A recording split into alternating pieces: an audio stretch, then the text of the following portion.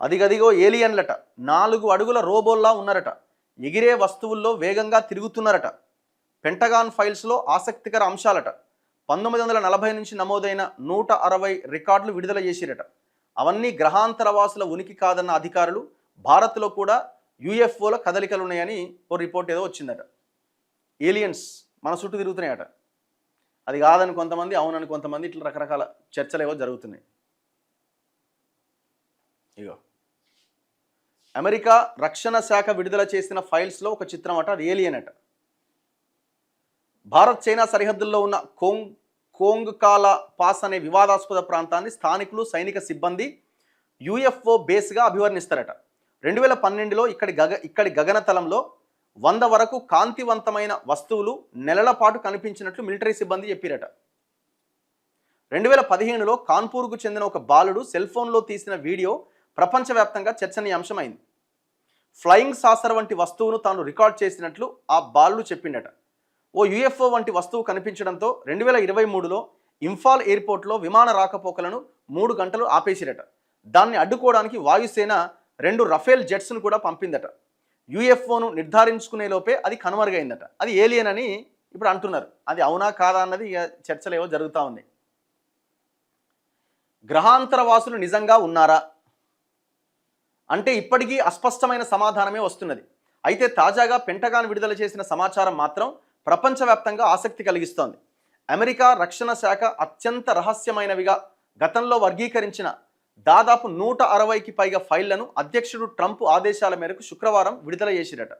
Pentagon files అవన్నీ యూఎఫ్ఓలుగా పిలిచే గుర్తు తెలియని అసాధారణ దృగ్విషయాలపైన దశాబ్దాల కాలం నుంచి వ్యోమగాములు, సైనిక సిబ్బంది, నిఘా అధికారులు, సాధారణ ప్రజల నుంచి సేకరించిన సమాచారాన్ని క్రోడీకరించినవి.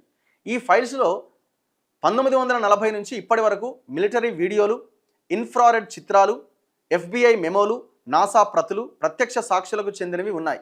గ్రహాంతరవాసుల సమాచారం, వారి ఉనికి గురించి ఈ ఫైల్స్లో ఏవీ ధృవీకరించడం లేదని పెంటగాన్ అధికారులు చెబుతున్నా సమాచారంలో లోపం కారణంగా పలు విషయాలు అపరిష్కృతంగానే మిగిలిపోయినాయట. మరి ఇప్పుడు గ్రహాంతరవాసులు ఉన్నారా లేరా అంటే మనం ఏం చెప్పాలి?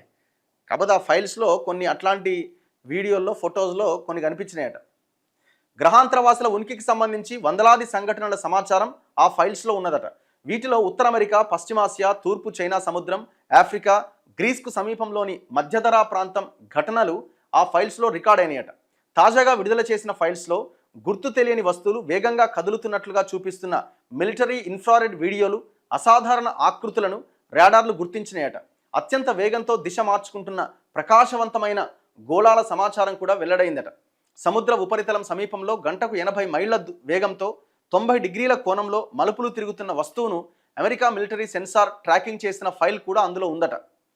అది ఇన్ఫ్రారెడ్కు చిక్కకుండా మాయమవడంతో దాన్ని ట్రాక్ చేస్తున్న సిస్టమ్ సంబంధాన్ని కోల్పోయినట్లు ఆ ఫైల్స్ పేర్కొన్నాయట. అదే ఇది. అపోలో మిషన్ల వ్యోమగాముల నివేదికలు కూడా ఆ ఫైల్స్లో ఉన్నాయట. 1969లో చంద్రుడికి సమీపంలో ఒక కాంతి పుంజాన్ని చూసినట్లు అపోలో 11 వ్యోమగామి బజ్ అల్ట్రిన్ చెప్పారు. అంతరిక్షంలోకి వెళుతున్న కాంతి రేఖలు చూసినట్లు 1972 అపోలో 12 మిషన్ వ్యోమగామి అలన్ బీన్ కూడా పేర్కొన్నాడట. సో ఇట్లా ఆ నివేదికలో కొన్ని వీడియోలు, ఫోటోలు ఇవన్నీ చెప్తున్నాయి. అయితే భారత్లో కూడా ఈ చరిత్ర హిమాలయాల నుంచి ఉత్తరప్రదేశ్ అంచుల వరకు ఉన్నదట. గ్రహాంతరవాసులు ఉండవచ్చని 2024లో ఆనాటి ఇస్రో చీఫ్ సోమనాథ్ కూడా వ్యాఖ్యానించారు.